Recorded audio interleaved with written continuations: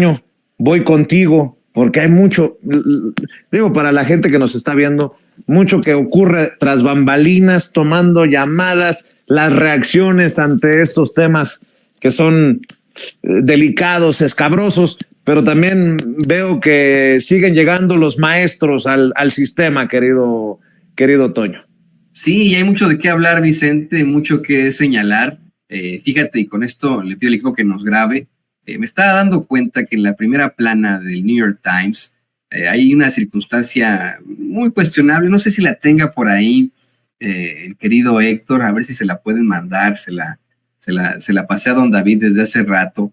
Pero en la portada del New York Times me parece que minimizan hasta cierto punto y ponen de forma ambigua pues esta nota que voy a platicar en unos momentos más con el queridísimo Francisco Paco Cruz. Esta pseudonota que ya desmintió la misma Casa Blanca y a la que le ponen, bueno, pues los mayores bisbirules con tal de que no suena que ellos fueron los que la regaron. Mire, le ponen por ahí un encabezado y cambian el tono de la nota desde el principio de forma muy, muy rara. Lo estoy buscando por ahí, a ver si ya la tiene por ahí Héctor, me da la impresión de que no. Pero bueno, dice, en México, Estados Unidos observó la compañía que mantuvo un líder. En inglés es, in Mexico, US eyed company a leader kept, ¿no? Que es un encabezado muy ambiguo, a diferencia de esto que ya se planteaba desde antes y que llevan en sus versiones digitales, de que supuestamente el gobierno de los Estados Unidos habría de alguna otra forma investigado al presidente López Obrador. Insisto, esto ya se desmintió por la misma Casa Blanca, ya se desmintió, así que con esto quiero saludar con muchísimo gusto a mi compañero y amigo Francisco Paco Cruz, el gran periodista y escritor investigador aquí en Sin Censura. Paco, feliz viernes, ¿cómo estás? Bienvenido aquí a Sin Censura. Toño, ¿cómo estás? Bien, muchas gracias. Viernes, tú tienes razón. Como viernes de parranda dicen en mi casa, pero no, Toño, muy bien, muchas gracias. Y mira, si estás hablando de este texto, mira, yo no digo que es ambiguo, es un galimatías, es que no sé si decir es un reportaje, es una noticia de opinión, es un artículo de opinión, es una editorial, nada, es un galimatías que es aparte de una campaña golpista. Sí, yo lo llamo el golpismo gota a gota, y ya eso le entraron los reporteros los periodistas de The New York Times. Mira, ciertamente pudo haberse cometido un error en Palacio Nacional no ocultando el teléfono, pero ese error no oculta las mentiras, ni las calumnias, ni los inventos que hacen. Sí, es decir, yo le decía ayer a Vicente, es un texto peor que los que hace Loret de Mola, lo habría hecho mucho mejor. Sí, es un texto mentiroso, tramposo, pero sobre todo es un texto que se inserta en una campaña golpista para tratar de doblegar al presidente Andrés Manuel López Obrador y claramente para favorecer a Xochitl Gálvez Ruiz. No hay en política ninguna casualidad, no lo digo yo. No hay coincidencias, es una campaña que empieza con aquella visita que hizo a Palacio Nacional Jorge Ramos, y a partir de ahí ese es el detonante, fue el aviso para todos los demás, los mamotretos, digo yo, de Tim Golden, de Anabel Hernández, de Inside Crime, y ahora de New York Times, que no tiene, mira, yo les decía ayer, es la carta, que le envían con las preguntas, el cuestionario con las preguntas es mucho más duro, pero es un cuestionario tramposo. Toño, es muy tramposo porque lo que hacen es que obligar prácticamente al presidente a autoinculparse sin tener ellos nada. Tú sabes, cuando hay un juicio en muchos países, incluido México, los abogados son tramposos y te preguntan, diga si es cierto como lo es, que hay por ahí un video en el que usted aparece con los narcos y nada más puedes contestar sí o no, y era ese cuestionario tramposo. Si tú ves el cuestionario palabra por palabra o pregunta por pregunta, es un cuestionario tramposo que intenta hacer que se autoculpa el presidente López Obrador, es decir, es un texto golpista, y la periodista, que es la que lleva la investigación, la jefa de los corresponsales de México, pues nada más lo único que hizo fue refritear y actualizar el texto de Anabel Hernández y de Tim Golden. Es lo que hace, verdaderamente hay que fijarnos, y eso es parte, para mí, es parte del golpismo de la DEA. Yo lo he documentado y lo he dicho. Desde hace años, la DEA retomó tareas que tenía la Agencia Central de Inteligencia, que también hay que decirlo, tiene un brazo antinarcóticos, pero no lo usa, por lo menos en México lo ha usado menos, y hay una historia grandísima de la DEA ya como parte de los ejes de inteligencia del gobierno de Estados Unidos, sobre todo del Departamento de Justicia, para promover golpes de Estado en varios países. La DEA lo podemos llevar ya bien a la caída de Manuel Antonio Noriega en Panamá. Antes de eso, la CIA, recuerdas, estaba Bolivia, estaba Argentina, Chile, en el que el mismo Nixon metió la mano directamente, y ahora usan a la DEA. Y esta reportera del New York Times y el reportero se prestaron a eso. Hace mucho el New York Times dejó o perdió ese prestigio que tenía. Mira, yo lo he dicho no solo con el New York Times, lo he documentado con El País. En el gobierno de Peña Nieto, El País recibió más de 1,000 millones de pesos en contratos para otras cosas, y recibió 400 millones de dólares en inversión del Grupo Atlacomulco. Es decir, son periódicos que responden, como los periódicos mexicanos, a intereses oscuros, a intereses empresariales, y ya hace mucho perdieron. Yo recuerdo, y seguramente tú también, Toño, cuando estabas ahí en la Carlos Septién, que cuando decían, viene un reportaje del New York Times contra un político mexicano, no, hombre, ese político mexicano se escondía bajo de las piedras. Sí. Hoy, el presidente López Obrador. Nos le hicieron creer así de la forma más desafortunada, nos endiosaron al New York Times, al periódico español El País, ¿no? O sea, nos decían, el que termina en el New York Times es porque ya vaya que la hizo, pero solamente admiten a los que estudiaron en la Universidad de Columbia, ¿no? Que supuestamente es la mejor para periodismo, y ahí fue Xochitl Gálvez, ¿no? A reunirse con los estudiantes. O en El País de España, ahí busquen ustedes estar en El País de España, ¿no? Imagínate, era algo que en todo caso pues resultaba muy, muy cuestionable, pero con lo que la idea que nos vendían de forma muy desafortunada a jóvenes en aquel entonces, y que le siguen dando, siguen planteando que hay ciertas plumas que son muy buenas y la verdad se han convertido en unos verdaderos payasos, en unos charlatanes ellos, ¿no? A pesar de que pues en algún momento tuvieron algún tipo de carrera periodística. Pero ¿sabes qué nos grave, Paco? Tú eres especialista en estos temas de crimen organizado, tú has investigado durante un largo tiempo, por ejemplo, a Genaro García Luna, a todos los expresidentes, esos vínculos que han tenido incluso con los cárteles del crimen organizado. Yo quiero que sigamos analizando la nota del New York Times y que hoy llevan incluso en su primera plana, la llevan en una partecita pequeña de la parte derecha, en esto que tú dices es un galimatías, efectivamente. Dice, en México, Estados Unidos, se observó la compañía que mantuvo un líder. Pero hay algo que llama aún más la atención, y es que la nota no solo la firma Natalie Kitroyev, o Kitroyev, o como se pronuncie, quien es quien detenta el buró del New York Times en la Ciudad de México.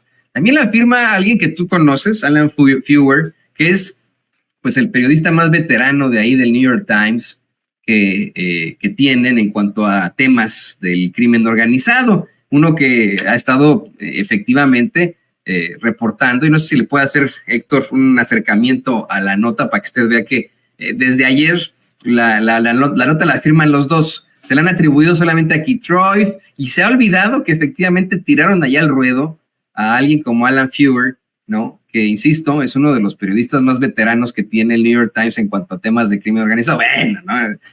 Hablando de ese New York Times tan desprestigiado que hemos exhibido una y otra vez aquí en Sin Censura, ¿por qué?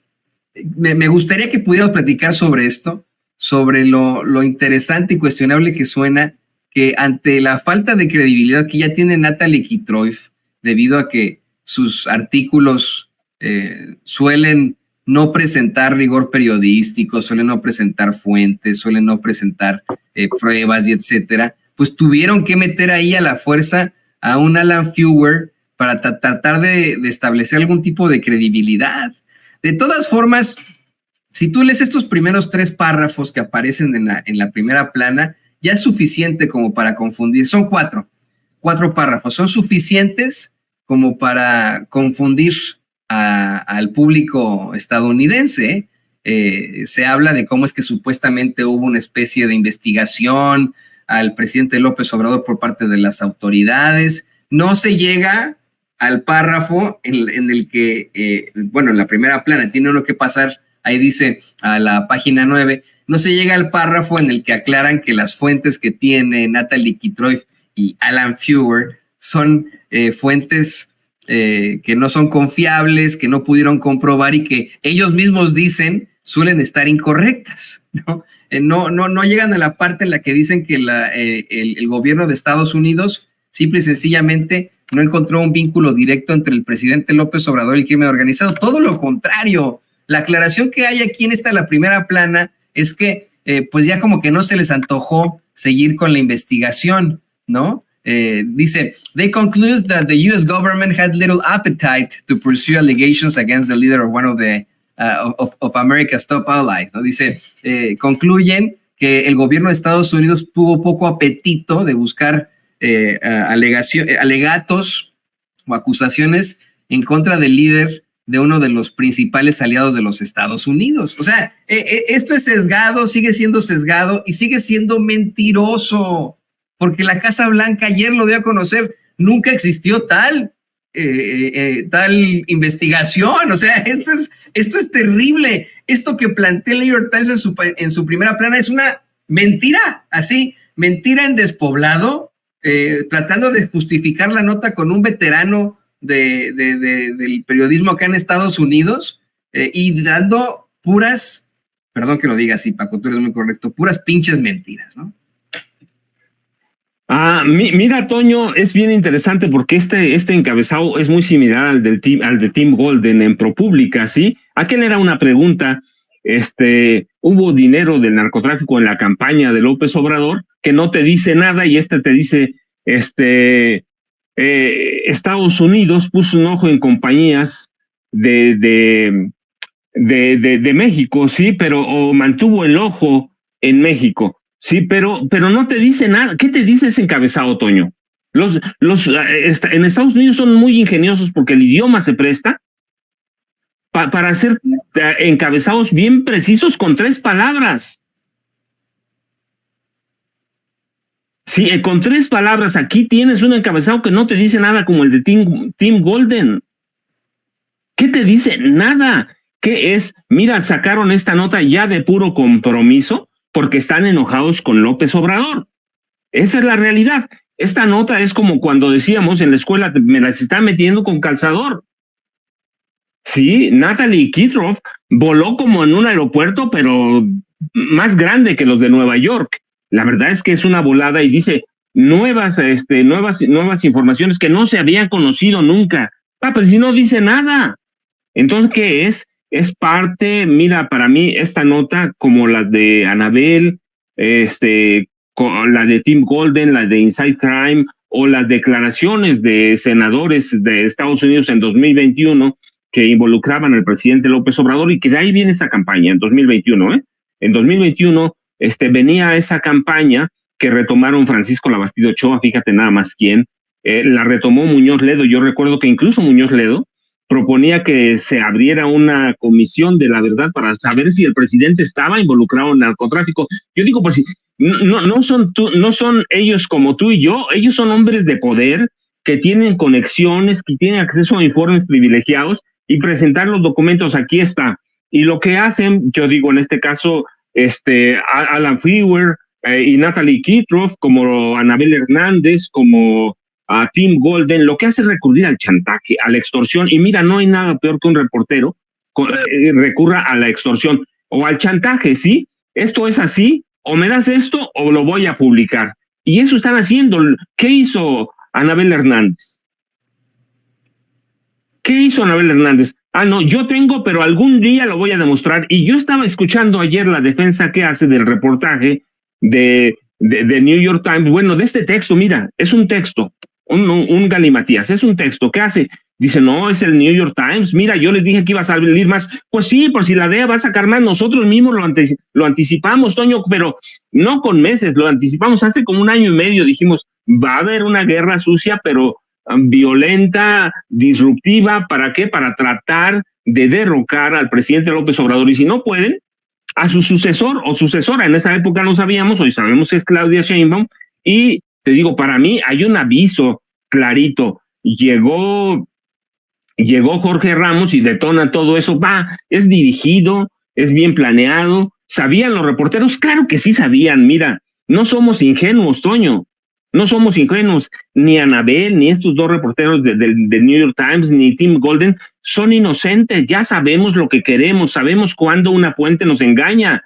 sabemos lo que queremos hacer, no hay en todo este texto una fuente real que te diga, hay esto. Por ejemplo, yo entiendo ahí el enojo del presidente López Obrador.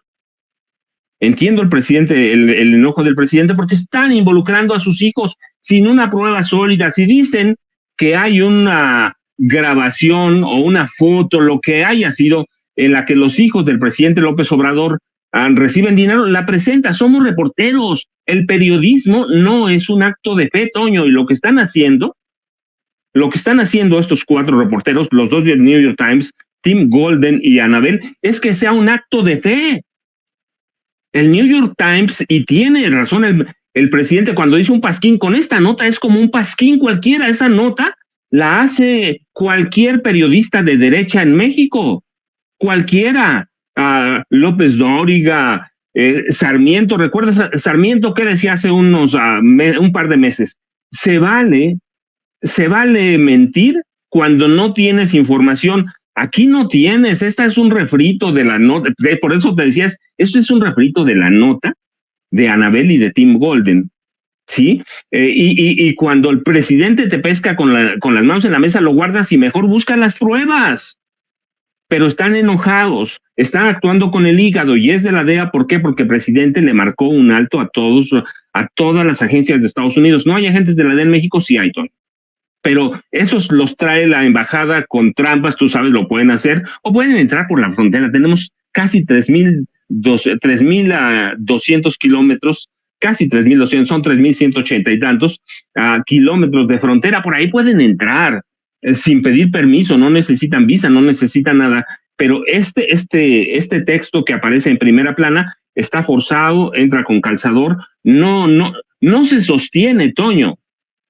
No se sostiene, pero lo que querían, para mí lo real de este texto es el cuestionario que le envían al presidente Andrés Manuel López Obrador, que es un cuestionario, te digo, tramposo, como son los abogados. Yo estuve en algún momento en un juicio, yo recuerdo que el abogado,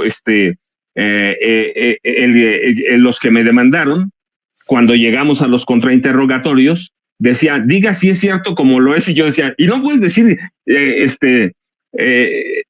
alguna explicación, tienes que decir sí o no y luego ya amplías, pero es tramposo. Y este cuestionario para mí era muy duro, pero buscaba que el presidente López Obrador se autoincriminara, y entonces por ese error de poner el teléfono, que es un error, es un error, pero eso no mata que es un texto golpista, que el New York Times se quita la máscara.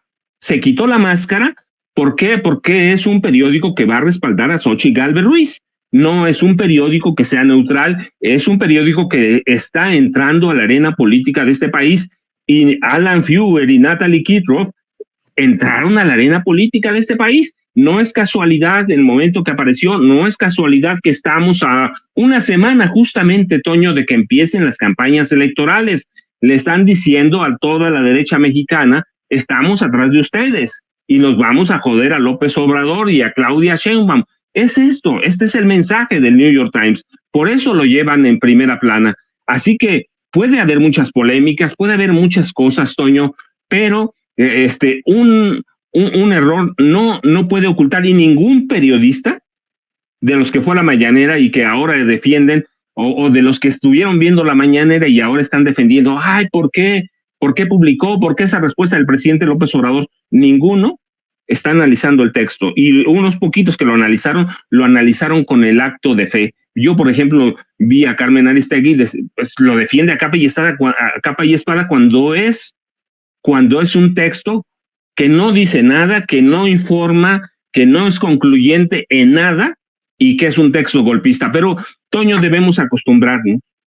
Esto nosotros lo anticipamos a fines de 2022, lo dijimos en 2023, lo dijimos cuando empezaron las precampañas, y ahora yo lo que digo es, mira, a partir del próximo del primer minuto 1 de marzo, vamos a ver unas campañas sucias verdaderamente horrendas contra López Obrador, es decir, la oposición encabezada por nombre, por lo menos por Xóchitl Gálvez, y ya sabemos quién está atrás de ella, Claudio X, Alito Moreno y Marco Cortés, va a recurrir a cosas más sucias. Las campañas en redes sociales son virulentas. La derecha es violenta, y esto que están haciendo en el New York Times, yo digo, mira, Toño, debemos acostumbrarnos, debemos estar preparados para eso, porque vamos a ver algo que no se ha visto. La derecha, no solo estoy hablando de Xochitl, la derecha mexicana está desesperadísima, porque nada le ha pegado, en nada. Va a decir, tuvieron más de 5 años para armar un buen proyecto de gobierno, no lo tienen. Entonces, ¿qué van a hacer? A recurrir a la guerra sucia, y van a recurrir. ¿Quién tiene buenas ligas con el New York Times? Claudio X González. Y tiene un grupo de periodistas de aquí en México también, Claudio X González. Hay que verlos, ahí están, trabajan para él, están desesperados, no saben qué hacer, no le pegan en las encuestas. Ahora yo, mira, digo, Toño, hay que tener cuidado. Las encuestas no votan, van a empezar de cero a partir del día 1, pero hay que machacarle. Claudia necesita, ayer lo platicaba con Kurt, decíamos, mira, sí, necesita Claudia una buena estrategia, ya tienen detectadas cómo vienen las campañas de fuera a través de internet, ¿sí? Los hashtags ya los tienen identificados. Pues ahora tienen que redoblar esfuerzos, porque no va a ser una campaña para ir a comer nieve de limón a la Alameda o a Times Square o a donde quieran. Va a ser una campaña sucia, violenta, fuerte. ¿Por qué? Porque están peleando la presidencia de la República. Y eso lo debemos entender. Sí, debemos entender que la desesperación, mira, tú recuerdas en las peleas de box, Toño, cuando un peleador, un combatiente ya está desesperado, está perdiendo, y ya están los últimos 2 rounds, ¿qué hace? Saca todo, golpes prohibidos, lo que sea. Pues así está la oposición ahorita, está tratando de sacar agua de donde sea, lanzando los golpes de donde sea, y el narco es lo más socorrido. Pero a todos esos periodistas se les olvida que Loret, por ejemplo, era socio de Genaro García Luna, lo mismo que algunos otros, sí, eran socios de García Luna, atendían a las órdenes de García Luna. El montaje no es de gratis. Estos 700 medios que vimos que los sentó Max Cortázar para García Luna, para Felipe Calderón, cambiando o tratando de cambiar la narrativa. Esos van a atender a la solicitud y se van a poner a las órdenes de quién, de Xóchitl Gálvez. Mira, tienen mucho dinero. Los Servitje van a estar metidos ahí, los Garza Lagüera de Coca-Cola van a estar metidos ahí, y son dueños del dinero, del dinero de este país, Toño. Entonces tenemos que acostumbrarnos. Lo que tenemos que hacer es estar pendiente, estar cuidado y ver que estos ataques van a ser más virulentos cada día, y están preparando también la narrativa del fraude. Así que mira, ¿qué puedes decir de Raimundo Riva Palacio, que también era considerado el jefe de prensa no formal de García Luna? De todos estos tipos, que muchos salieron de Gobernación, otros son son comunicadores viejos. Entonces tenemos que estar preparados y acostumbrarnos a que esto es una prueba, Toño. Los reportajes para involucrar a López Obrador o vincularlo con el narcotráfico, no, hombre, esto es poquito, todo, no sé qué van a hacer, pero tienen, sí, y ellos conocen a personajes arriba de Alarraqui que son propagandistas y saben armar campañas sucias, conocen a empresarios que arman y que pagan campañas sucias. ¿Con qué la están pagando ahora todas estas que tienen en varios países? Con dinero de gente que tiene mucho dinero. No, mira, si hay una familia que tiene $5,000 millones, $5,000 millones, no pasa nada si invierte 5, 10, 15 millones de dólares en la campaña de Xochitl Gálvez. Es como un pellizquito, menos que un pellizco. Sí. Lo mismo con los Servitje de Bimbo, que ya están metidos ahí en la campaña o en las campañas sucias. Entonces, Toño, esto no es nada. Los priistas y los panistas son violentos por naturaleza. Los empresarios también. Antes no hacían nada porque tenían controlado al presidente de Peña para atrás, Peña, Calderón, Fox, al que tú pongas, lo tenían bien controlados. Hoy no lo tienen controlado. Así que, ¿qué van a hacer? Tienen la guerra sucia, tienen temas y van a buscar hasta el fondo. Mira, solo tenemos que fijarnos qué ha hecho Carlos Loret de Mola en los últimos 2 años. Todos los días una nota contra el presidente de la República. López Obrador ha parado todo. No le han encontrado nada, no se lo van a encontrar, Toño, pero debemos acostumbrarnos, Toño. Bueno, más que acostumbrarnos, preocuparnos, porque son cada vez más duros estos ataques, estas circunstancias que nos presentan pues ahí en el New York Times, que de esto que están utilizando. Te quería plantear una circunstancia muy, muy cercana a todo esto y le pido al equipo que nos grabe. Tú has sido periodista, investigador durante mucho tiempo, durante muchas décadas, y por supuesto que en algún momento, por ser humano, porque corre sangre por tus venas, pues me imagino te ha pegado algún tipo de investigación, de circunstancia fuerte que hayas investigado.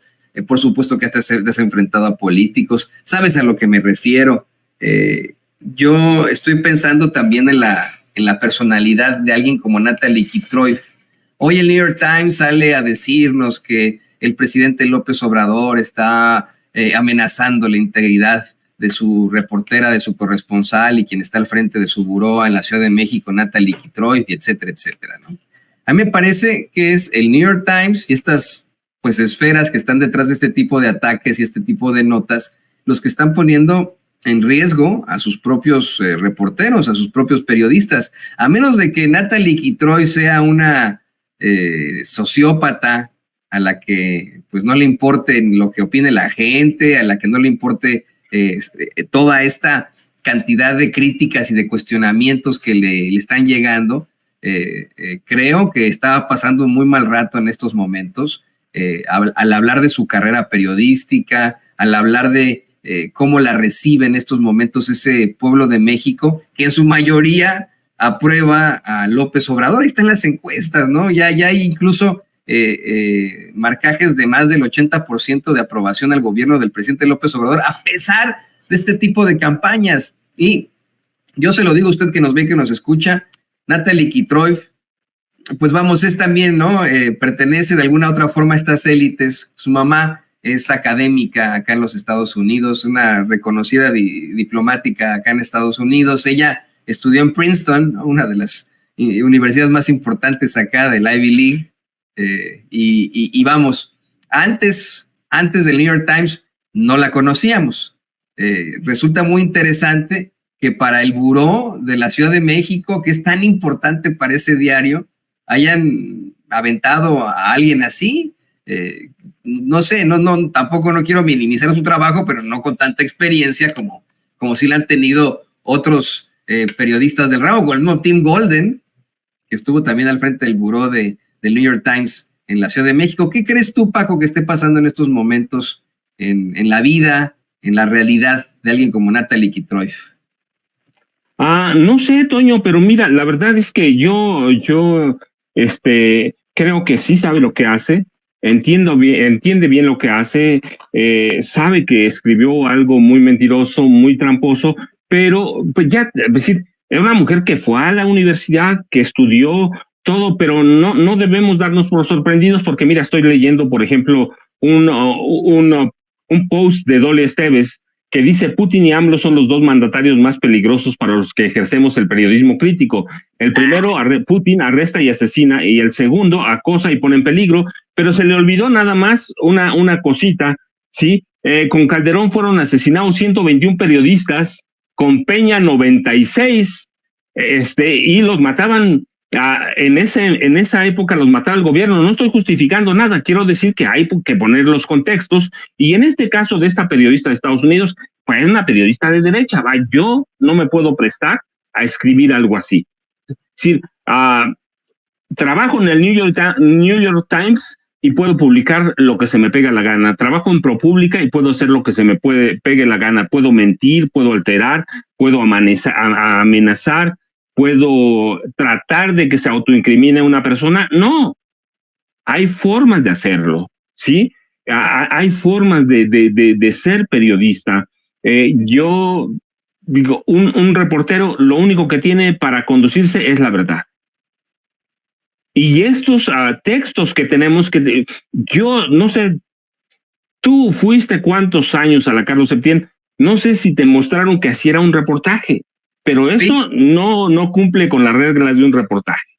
Hasta tuve un año extra porque me tomé un semestre ahí de instrucción acá en Estados Unidos, pero sí, nunca me enseñaron que fue así. En todo caso, o sea, lo que uno aprende en la carrera y ya en nuestro trabajo como periodista es en el rigor periodístico, ¿no? Lo que uno aprende es la aplicación del método científico a cualquier tipo de investigación periodística. ¿Qué es eso? Bueno, tener una tesis y comprobar esa tesis mediante una serie de pruebas, de pruebas documentales, de testimoniales, de investigaciones, etcétera, etcétera. Lo que tú haces, que debidamente fundamentas en tus libros, por ejemplo, ¿no?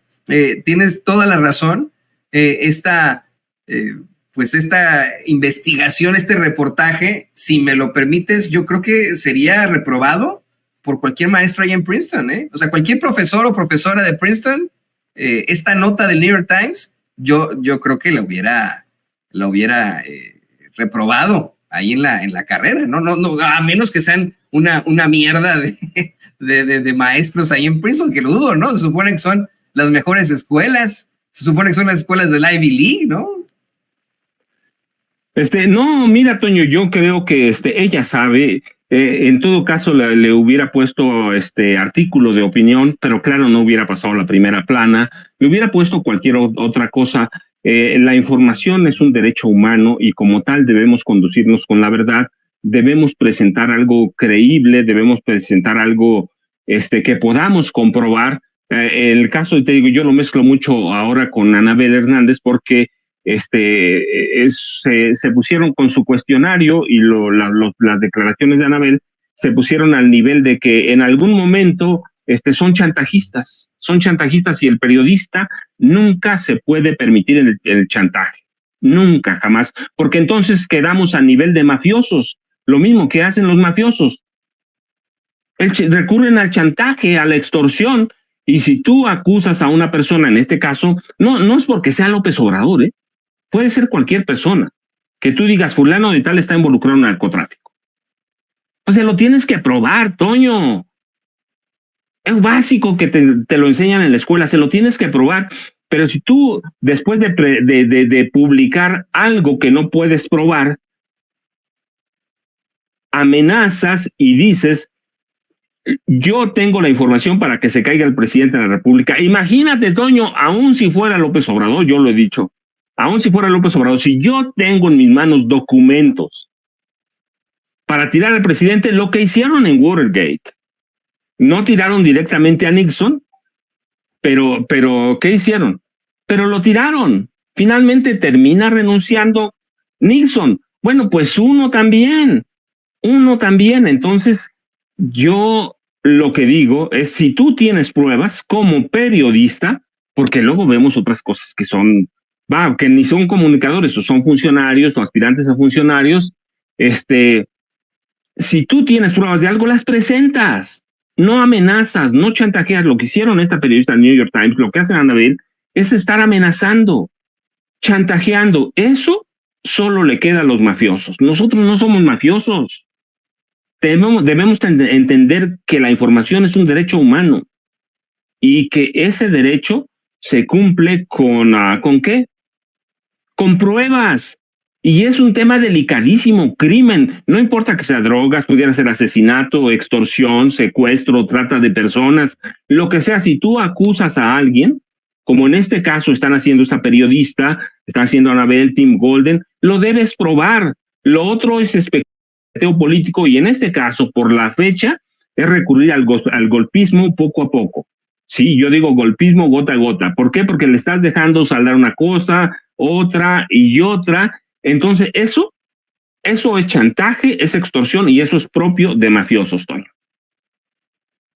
Así es propio de mafiosos que no caben definitivamente en el periodismo.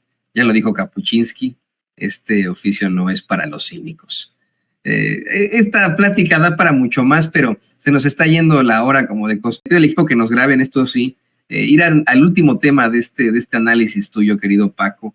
Efectivamente pasó inadvertido, pero esta semana comenzaron a desclasificarse los primeros expedientes con informes sobre las matanzas en Aguas Blancas, en Acteal, la herencia desafortunada y terrible de alguien que también quiere seguir opinando desde la infamia, desde su condición nefaria, Ernesto Zedillo.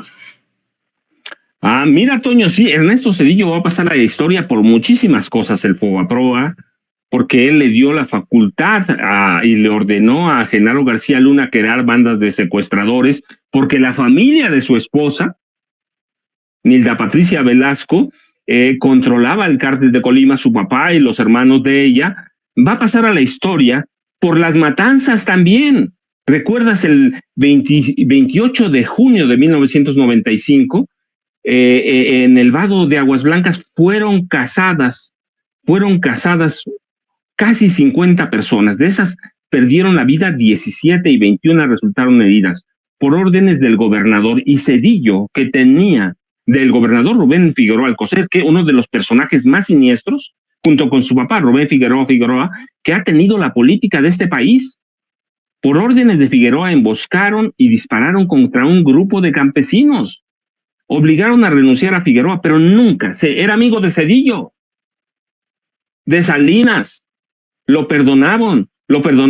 Así que ese Zedillo que ahora viene a darnos clases de economía cuando dejó al país en quiebra y nos endilgó el Fobaproa además, empeñó el petróleo directamente a Bill Clinton, este hombre fue artífice de la matanza de Aguas Blancas. Lo pudo haber castigado, no lo quiso castigar por cuestiones políticas, pero también es artífice de la matanza en el campamento Las Abejas en Acteal, en Chiapas, en 1997. 45 personas murieron. 45. Sí, 45, pero además, mira, todas a esas personas indígenas, que este hombre sabía con su secretario de Gobernación. Nada me lo platica porque tengo todo sobre eso, lo publiqué en un par de libros por lo menos, ¿sí? El 22 de diciembre,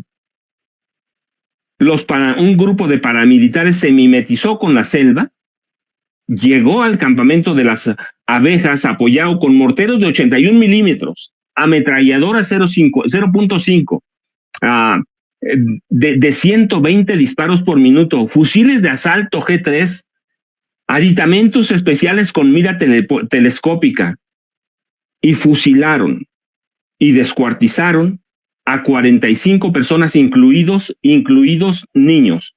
45, 9 niñas, 21 mujeres adultas, 5 de ellas estaban embarazadas, 6 niños y 9 adultos, y resultaron heridas otras 10 mujeres, 4 niñas y 7 hombres, entre ellos 4 niños. Fue una carnicería, como fue carnicería la matanza de Aguas Blancas.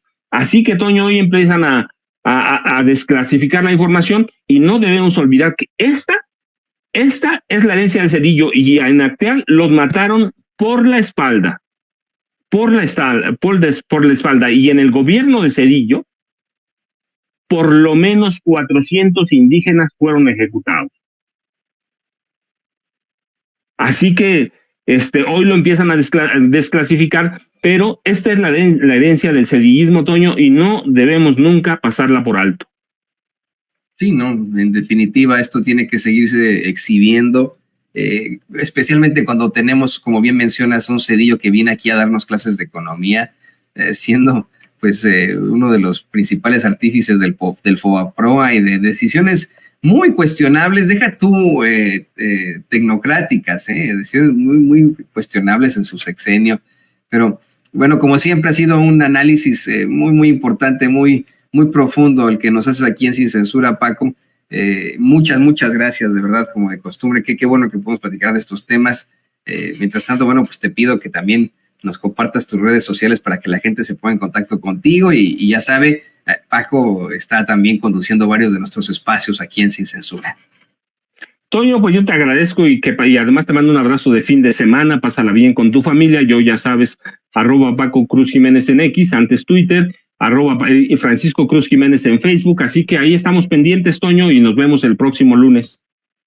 Nos vemos el próximo lunes, un abrazo que va de vuelta y también deseo que todo salga muy bien con tu familia este fin de semana. El queridísimo Francisco Paco Cruz, periodista, escritor, aquí en Sin Censura.